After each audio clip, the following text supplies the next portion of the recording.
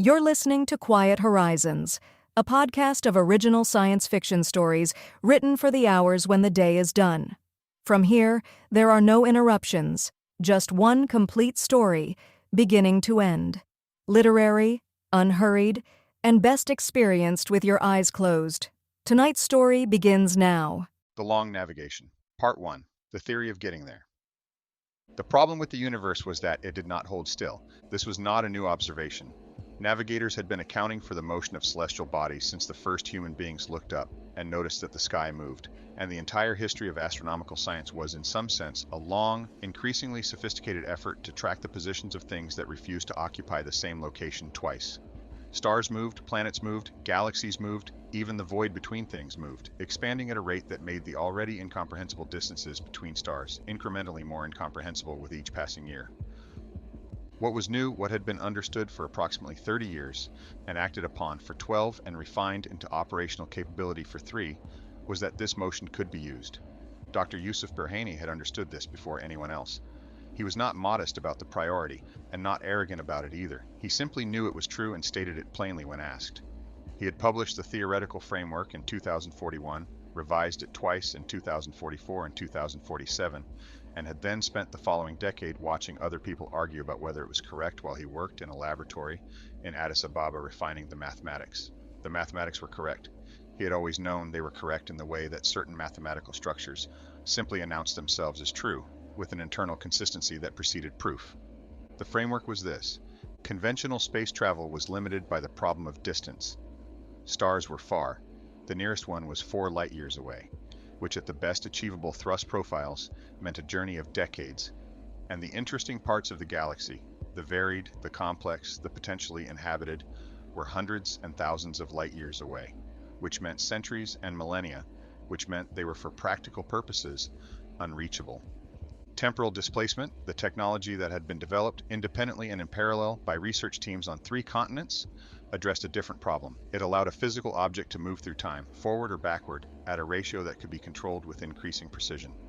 In its first decade of application, it had been used for exactly the purposes you would expect: historical observation, industrial scheduling, the slow, careful business of a civilization learning what it had. What Berhane understood in 2041, sitting at a desk covered in charts of stellar motion, was that displacement and distance were not separate problems. Stars moved. If you displaced a ship forward in time by 50,000 years, the star you were heading toward would no longer be where it was when you left. But it would be somewhere. It would be somewhere calculable, somewhere predictable, given a precise enough model of stellar kinematics. And if your conventional engines were good enough to cover the remaining distance, the distance between where displacement had deposited you and where your target star now was, accounting for the star's 50,000 years of motion through the galaxy, then you had, in effect, traveled to another star system. Not quickly, not in the human sense of quickly. You had arrived in a future 50,000 years removed from your departure. Earth, as you had known it, was gone or transformed beyond recognition, and everyone who had sent you off was dead, and the civilization you represented was either unrecognizable or extinct.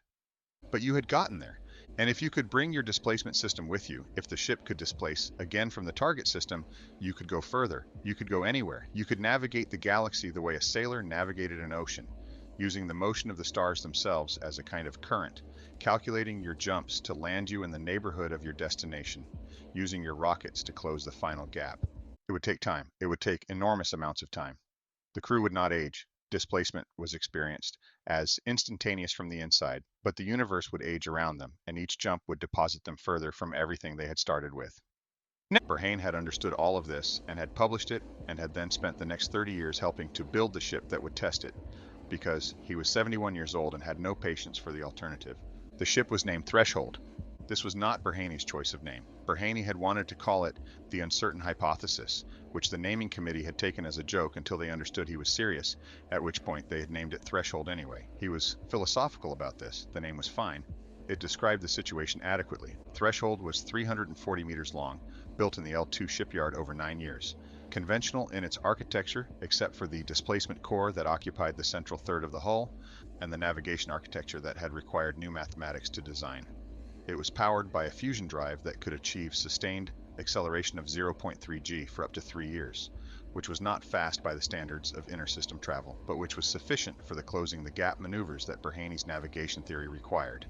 It carried a crew of 12 and supplies for 20 years of subjective ship time, and enough redundancy in its critical systems that Berhane had approved the final manifest with only minor revisions.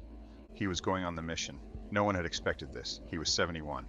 The selection committee had not included him in the crew shortlist.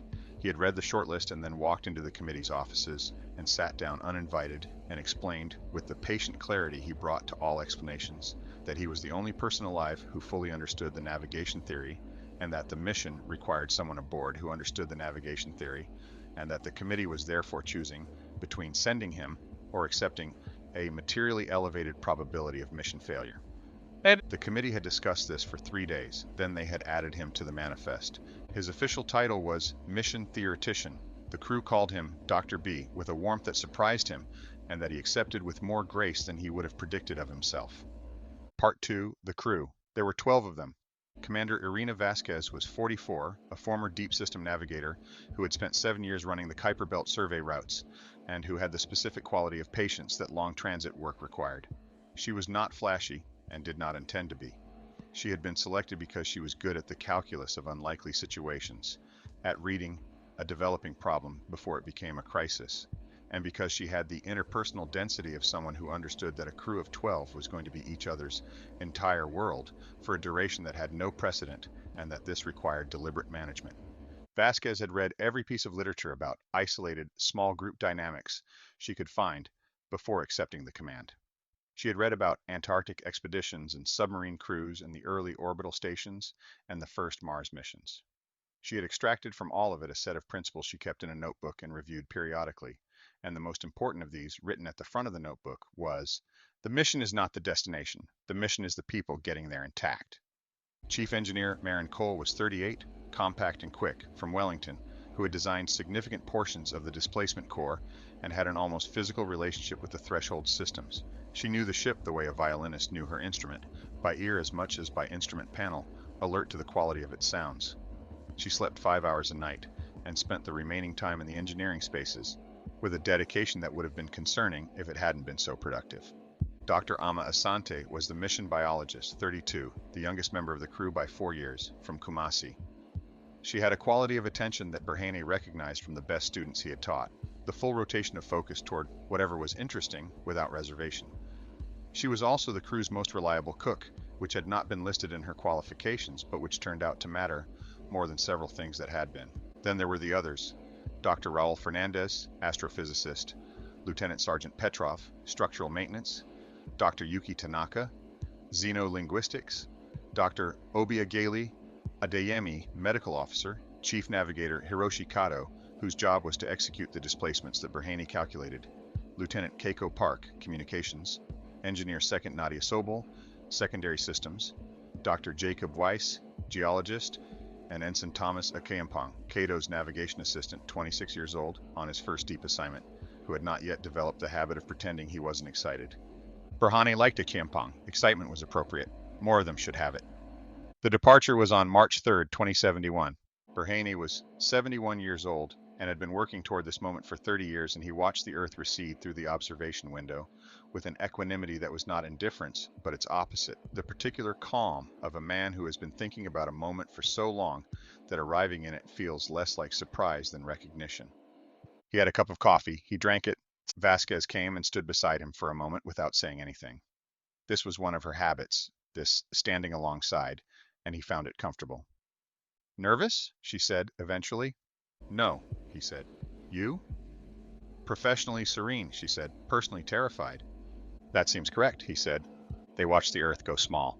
Part 3, the first jump. The navigation to the first displacement point took 11 months. This was the conventional phase. The long rocket burnout beyond the heliopause, past the interference of the solar wind that complicated the displacement field, into the clean, empty dark where the calculations had the best probability of executing precisely. Berhane had specified the heliopause crossing, not for mystical reasons, but for practical ones. The solar environment generated noise in the temporal field, and noise in the temporal field meant error in the displacement, and error in the displacement.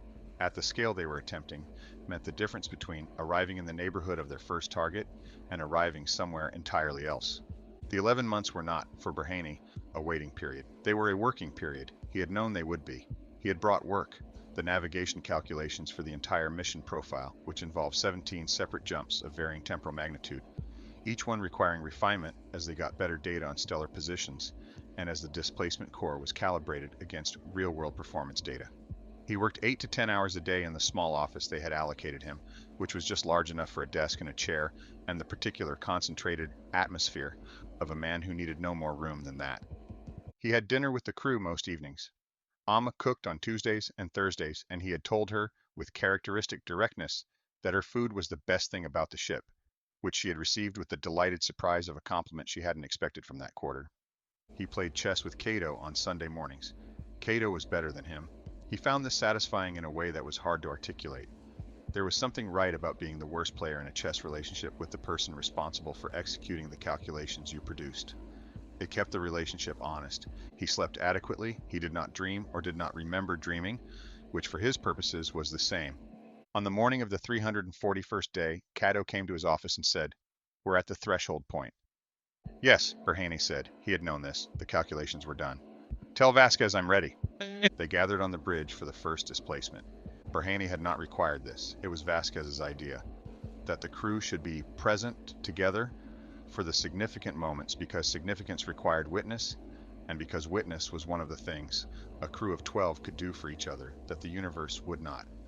He had thought it slightly ceremonial when she proposed it, and then, standing on the bridge surrounded by 11 people who were about to go with him into an unprecedented distance of time, he understood it was necessary. The displacement core had warmed for 6 hours.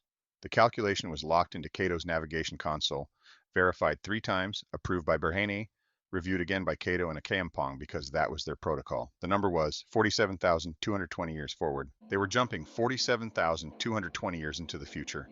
At the end of that jump, the stars would have moved.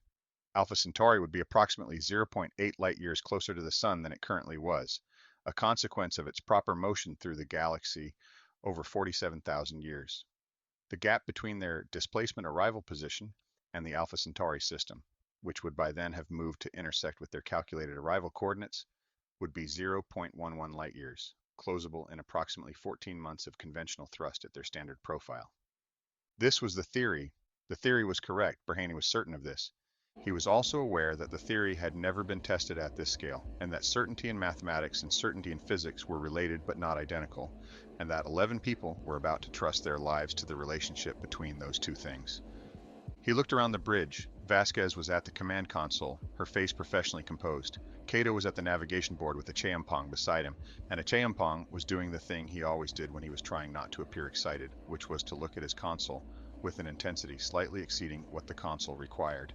Marin Cole was at the engineering station, her eyes moving across the displacement core readouts in the constant small scan of a person listening to an instrument. The others were at their stations, or standing in the available spaces, quiet. "Dr. B," Vasquez said. He looked at her. "Anything to add?" He thought about it. He could give a speech. He had never given speeches, had always considered them a form of noise generated by the discomfort of silence. But the moment had a weight that he understood deserved acknowledgement, and the acknowledgement needed to be his, because he had brought them here.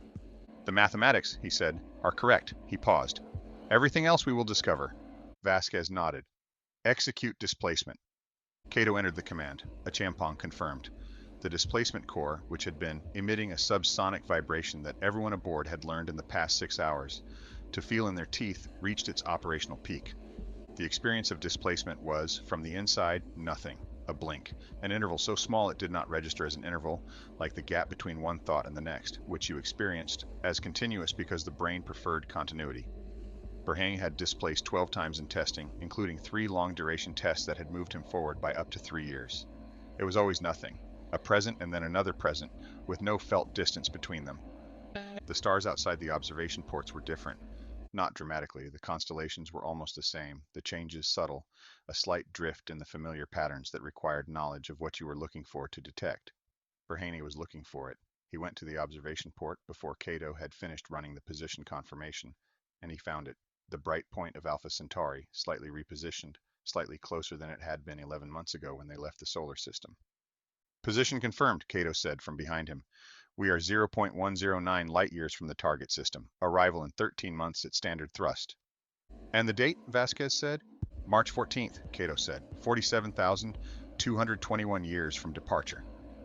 The bridge was quiet for a moment. Well, Achiampong said, and caught himself and looked at his console. It's all right, Berhane said without turning from the window. We can be impressed. It's appropriate. Part 4, Year 0, plus 47,221. They burned toward Alpha Centauri for 13 months, and this time they did the things that 13 months of conventional transit required. They maintained the ship.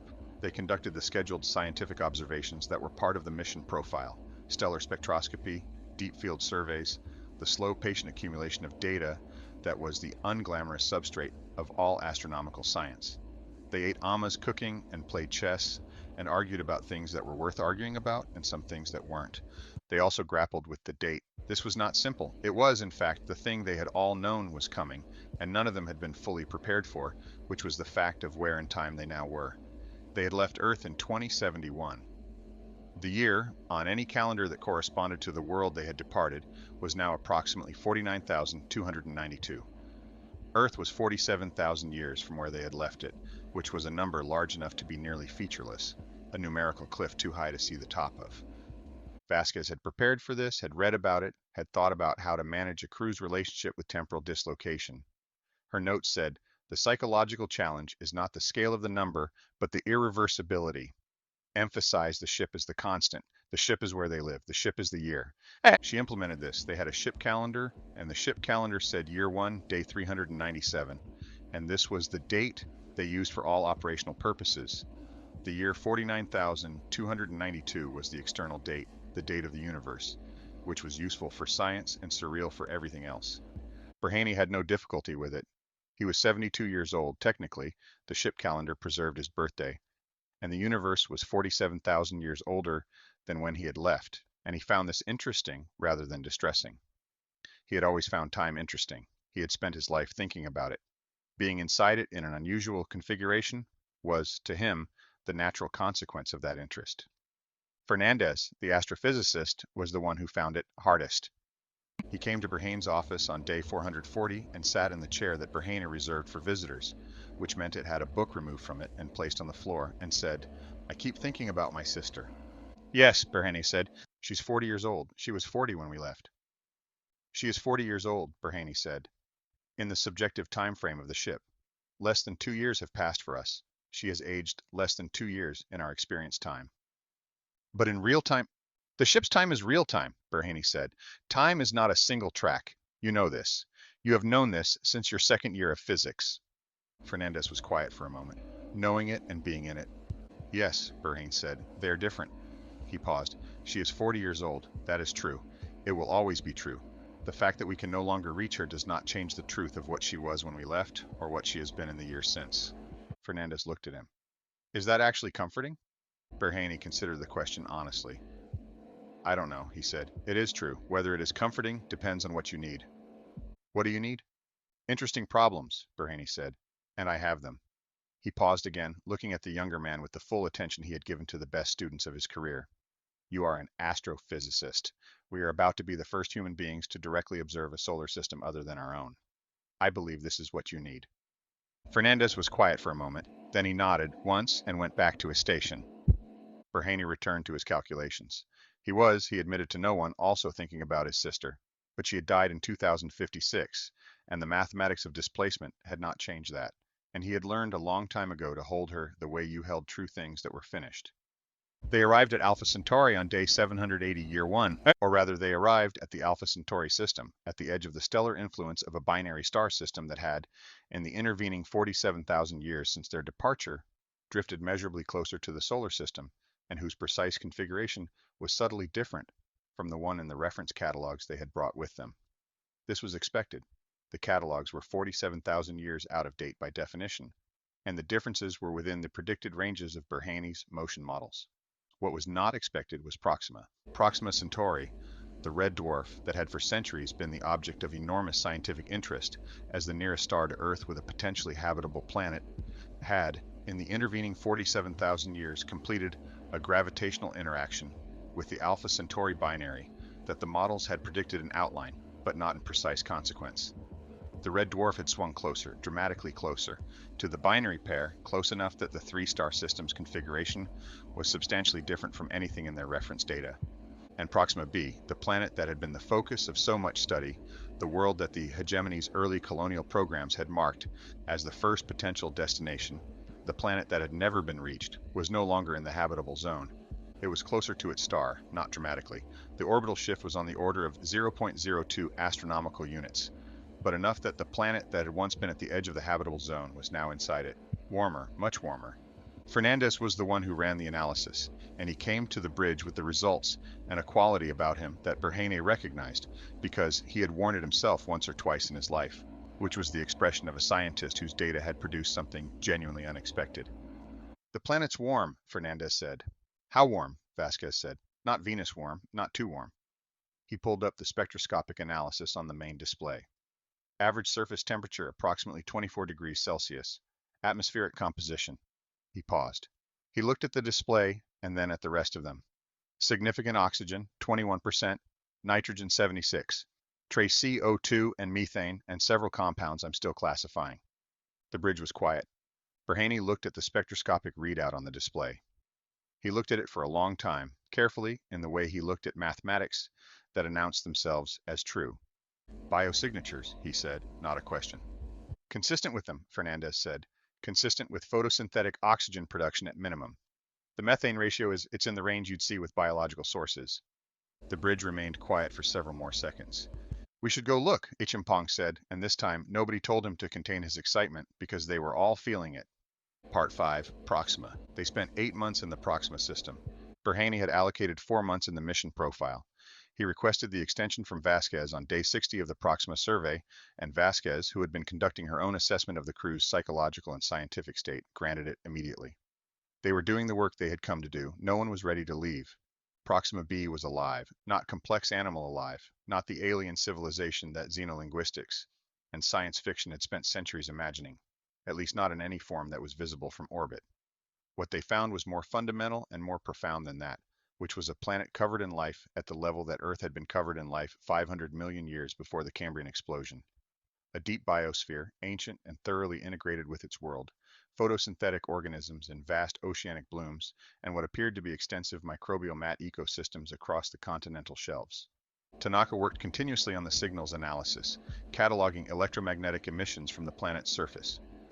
There were none that suggested technology or intelligence. There were, however, complex chemical signals that she spent 3 months analyzing and that she described, finally, in a report to Vasquez as follows. This is a planet-scale conversation. The biosphere is not passive, it is communicating with itself in chemistry, and the chemical language is extraordinarily complex, and I do not want to be reckless about this, but I want the record to note that I am not ruling out cognitive organization at the ecological scale. Berhane read this report 3 times. He had spent his career thinking about the mechanics of navigation through space-time. He had not particularly spent it thinking about what they might find. He had considered this a separate question. The discovery problem, as he thought of it, was someone else's area. His area was the getting there. Standing at the observation window watching the green-blue curve of a living world turn in the pale red light of a diminished sun, he understood that the distinction had been a form of self-protection. He had not let himself think about discovery because discovery was enormous, and the mathematics were already enormous, and a person could hold only so much enormity at once. He looked at the planet for a long time. Amma came and stood beside him, which was becoming a habit of hers, having absorbed it perhaps from Vasquez, or perhaps arrived at it independently. She was holding a coffee she had made for him without being asked, because she had learned his schedule and his needs over 800 days of shared ship time, which was itself a kind of intimacy he had not anticipated at 72, and which he found he did not mind. You didn't expect this, she said. I expected to arrive, he said. I was confident about the arrival, but not about what would be here. One problem at a time, he said. It is my limitation. She was quiet for a moment. Is it a limitation? You solve the navigation problem. Without the navigation solution, none of us ever see this. Someone would have solved it eventually. Maybe. She looked at the planet. But we're the ones here. That's not nothing. He thought about this. Then he said, no, it is not nothing. They stood at the window in the red light of Proxima, watching a world breathe. Part 6. The second jump. They left the Proxima system on day 1100 year 2. Departing was its own kind of hard. Berhane had not expected this either, had not expected to feel the specific reluctance of a place that had been worked and known for 8 months being left behind. The planet and its ancient conversation, the red star and its pale warmth, the particular quality of the system that had been theirs alone for this period. They were leaving it behind in time as well as space, he reminded himself. Their next displacement would deposit them further forward, further from the Proxima they had known, and while the planet would still be there, alive in its measured chemical conversation, it would be a different morning of its long life. The crew handled departure differently. Achampong was already at the navigation console, energized by the next mission phase. Fernandez had spent the final week in Proxima orbit running additional spectroscopic sweeps with the focused intensity of a man, storing up detail against future absence. Tanaka was still processing data, would probably be processing it for years. Cole had used the 8 months to refine the displacement core's calibration using actual performance data, and she had told Berhane with quiet satisfaction that the precision on the next jump was significantly improved. Vasquez said nothing at departure. She sat in the command seat and gave the orders and watched the Proxima system fall away on the aft cameras, with a face that disclosed nothing and eyes that disclosed something. And Berhane thought, she will write about this in her logs tonight, and it will be the best writing on this mission, because she notices everything and holds it correctly. The second jump, 112,000 years. Toward the galactic center, accounting for stellar drift, aiming for the neighborhood of a cluster of middle-aged F-class stars that Fernandez had identified as the most statistically promising region in the current mission profile. The mathematics had taken Berhane 3 months to finalize. He had reviewed them with Kato every 2 weeks, and Kato had found 3 errors, which was within the expected range, and all 3 had been correctable, and the final calculation was clean. They gathered on the bridge. The ritual had become comfortable by now, familiar in the way of things done twice that were going to be done many more times. Berhane looked at his crew. Over 2 years of ship time, they had become known to him in the way that close quarters made people known. Not in the surface personality way of ordinary acquaintance, but in the deeper grain way, the view of character under sustained conditions, which was the only view that actually told you who someone was. He knew that Vasquez wrote in her logs every night and ran 3 kilometers on the exercise track, and could go from professionally composed to quietly devastating in about 4 sentences when someone needed to hear something they didn't want to.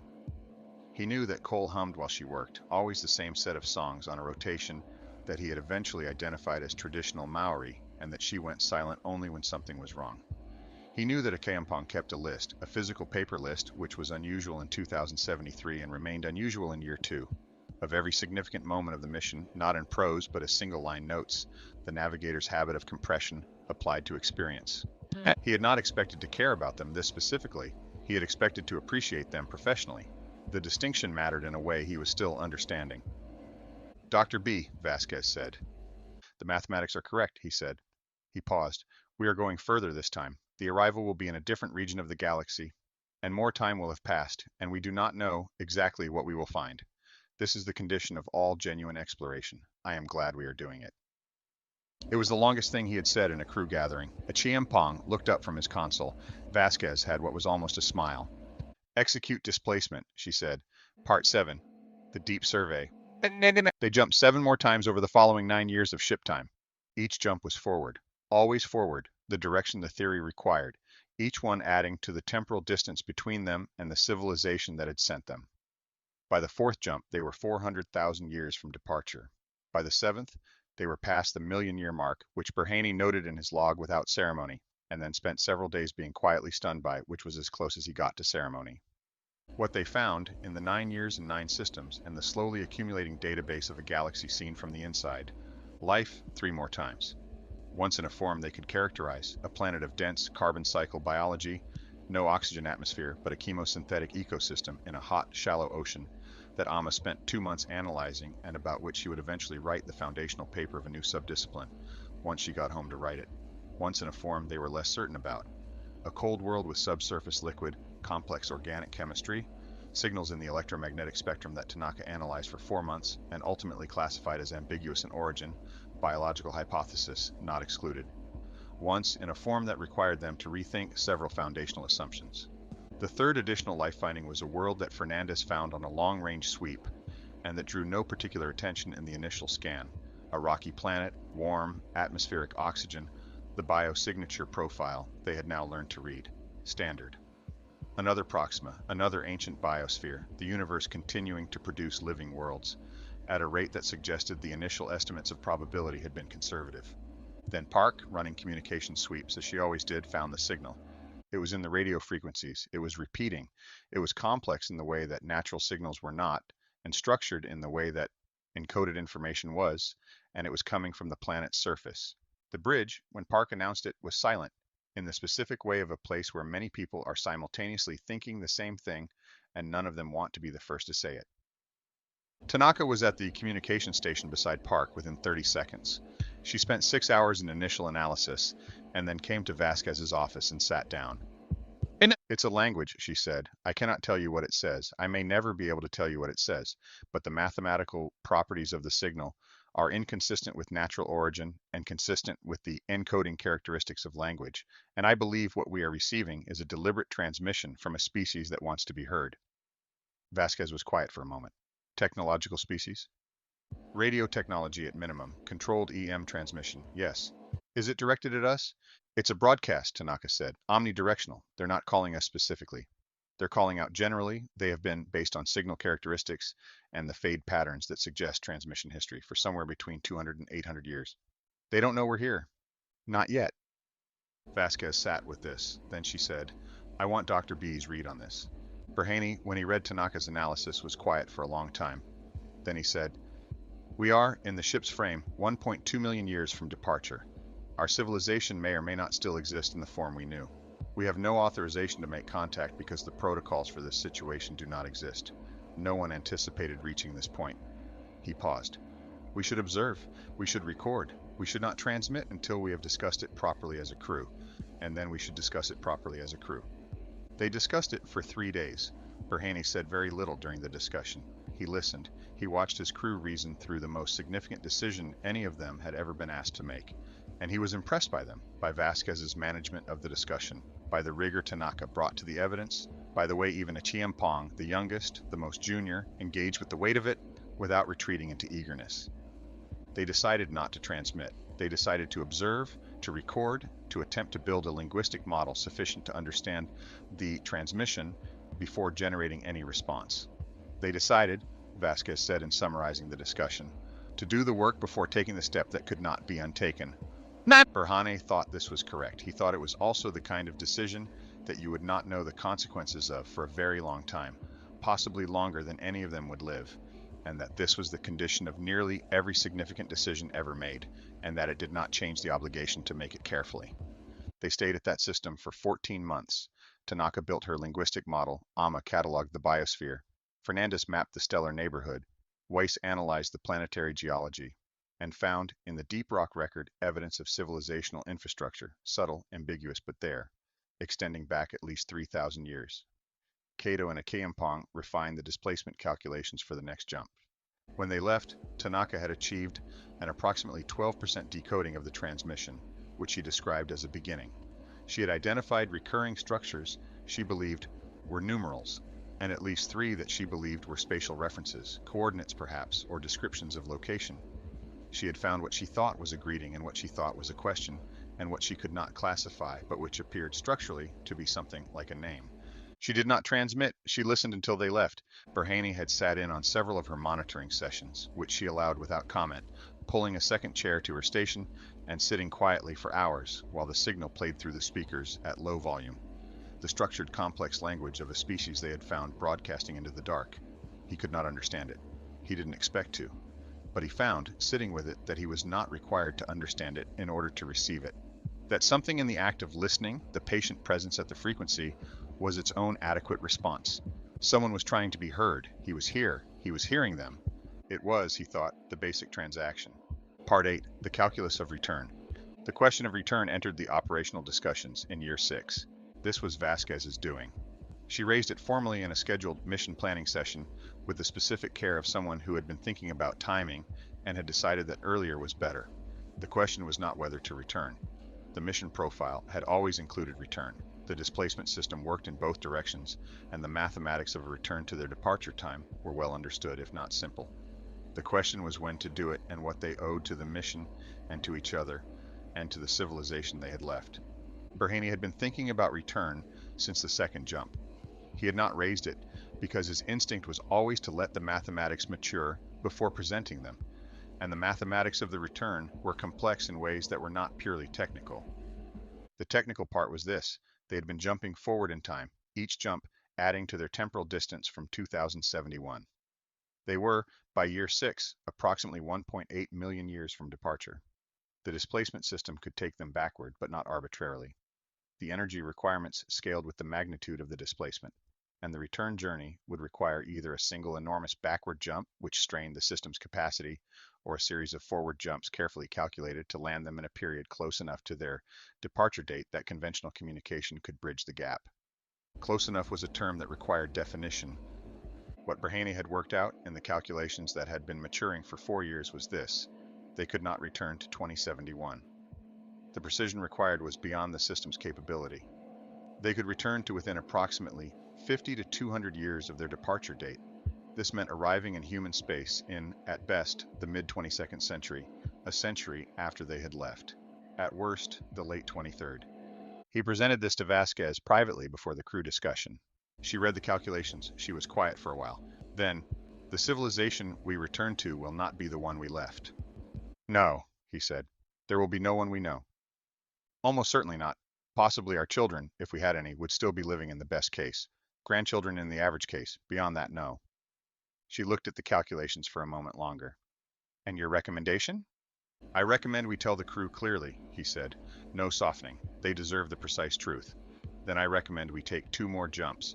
There are 2 systems in the mission profile we have not visited that I believe are scientifically critical. Then we begin the return sequence. He paused. The mission is worth completing. The return is worth making. Both are true. And you? She said. You're 77. When we return, even in the best case, you'll be the same age, he said. We experience displacement as instantaneous. Whatever year we arrive, I will be 77 years old, ship time. And you'll be in a world that is at least 100 years past everything you knew. I have spent my career thinking about time, Berhane said. I am not afraid of being in it. She looked at him for a moment. I know you're not, she said. I just wanted to say it. The crew discussion was 2 days after the private conversation with Vasquez. Berhane presented the mathematics himself. He was thorough. He was precise about the uncertainty ranges and honest about what the different scenarios meant in human terms. He did not add editorial. He presented the situation and then stopped and let the room be quiet. The quiet lasted perhaps a minute. Then Akampong said, without looking up from his notepaper, "We always knew we weren't going back to the same world." Yes, Berhane said. I mean, I knew it intellectually, but I think I'm also okay with it, not just intellectually. He looked up. He was 32 by ship reckoning, though the universe considered him 1.8 million years older in the only sense that the universe tracked. I've been keeping a list of the things we've found, the living planets, the signal. He paused. You can't be sorry about a list like that. Others spoke. There was difficulty in some of the voices, the weight of the specific and personal, the people and places that would be inaccessible in any version of the return. Fernandez spoke about his sister and then about the Proxima biosphere and then about the astrophysics of the systems they hadn't visited yet, and arrived, by the end of speaking, somewhere that seemed more resolved than where he had started. Tanaka said, the signal is still transmitting. In the universe we are returning to, it will have been transmitting for 1 million years. Someone there might have received it by now. I want to go home and find out. Vasquez let the discussion run until it was finished. Then she said, we complete the mission profile, 2 more systems, then we return. She looked around the room.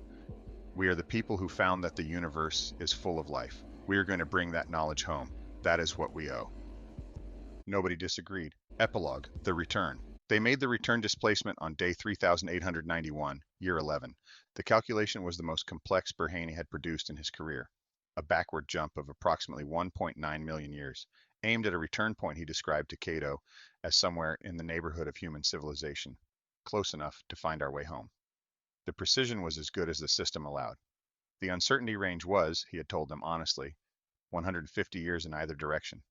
The bridge gathering was different this time, quieter.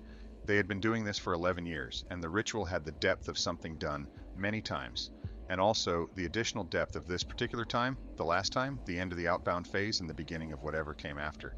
Berhane stood at the observation port. The system around them was ancient and stellar, and full of the particular quality that deep space had.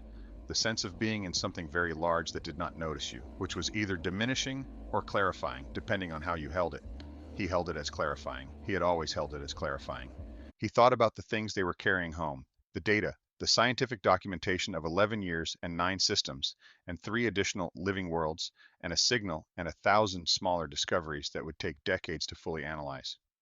The 1,847 compound personal files they carried in their archive, from a ship lost long before them, which Cato had pointed out would now be more than 1.9 million years from their origin point, a form of temporal irony he had appreciated.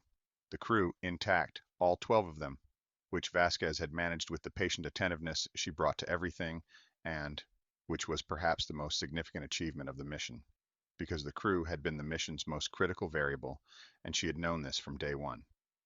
He thought about the living planet and its ancient conversation, the chemical signals that moved through a biosphere that had been talking to itself since before human beings existed. He thought about the radio signal, still broadcasting in a frequency they had not answered, a civilization in a galaxy that was full of civilizations, all of them separated by the enormous, patient distances of space and time. He thought about his sister, who had died in 2056, who was true and finished and held correctly. He thought, we went ahead, we found what was there. That is what we were for. Dr. B, Vasquez said. He turned from the window. Anything to add? He thought about it. He thought about the speech he had given 11 years ago. The mathematics are correct, everything else we will discover. And about how it had been true and how everything else had indeed been discovered, or the beginning of it, and how the discovery had been larger and stranger and more complete than the mathematics could have predicted, because mathematics described the structure, and the structure was never the whole thing. We found several living worlds, he said. We found one world with language. We found, in 9 systems over 11 years, that the universe is not empty. He paused. This changes what we mean when we say the word home. I believe we will understand this better when we arrive. I am interested to see how. Cato and Achampong ran the final verification. The displacement core rose to operational frequency, the subsonic vibration in the teeth that they all knew, the ship sound of the threshold moment. Vasquez said, execute displacement. The stars outside the observation ports were different, in the specific way of arrivals, the subtle repositioning, the familiar constellation slightly altered, the quality of the light slightly changed. Berhane went to the window before the position confirmation ran, and found the sun, which was a G-class star in the constellation Sagittarius from this approach vector, dim and specific and correct, at a distance that instruments would close. Position confirmed, Cato said eventually. We are 4.3 light years from the solar system. Arrival? A pause. He checked the reading, checked it again. Arrival in 18 months at standard thrust. Earth date approximately 2219. 148 years. Vasquez looked at Berhane across the bridge. Close enough, he said. She nodded. She turned to the helm. Set course for home, she said. Standard thrust. Let's give them time to see us coming. The threshold oriented its drive cone toward a sun it had left 1.9 million years ago and 148 years ago, which were both true, and neither of which was the whole truth, and it began to move. Achampong wrote something on his paper list. He did not show it to anyone, but Berhane, standing beside him at the navigation console, caught a glimpse of it. It said, found them, universe full, coming home. He thought that was correct. He thought it was perhaps the most precise summary available. He went to the observation window one last time before the watch change and looked at the small steady point of the sun and felt, across 4.3 light years and 148 years and 1.9 million years of deep displacement, across all the distances navigable and otherwise, the thing that the mathematics had always pointed toward and never quite captured. The direction home was simply the direction you chose to travel, held steady across the longest dark you could endure, and the enduring was the navigation, and the navigation was the point. He went to bed. In the morning there was work to do. End. As we reach the end of tonight's journey, I hope these quiet horizons have brought you a deep sense of peace and calm. Let your body grow heavy, your breathing slow and steady, and your mind drift gently into rest. Good night, dear listener. Sleep well, and I'll see you again on the next horizon.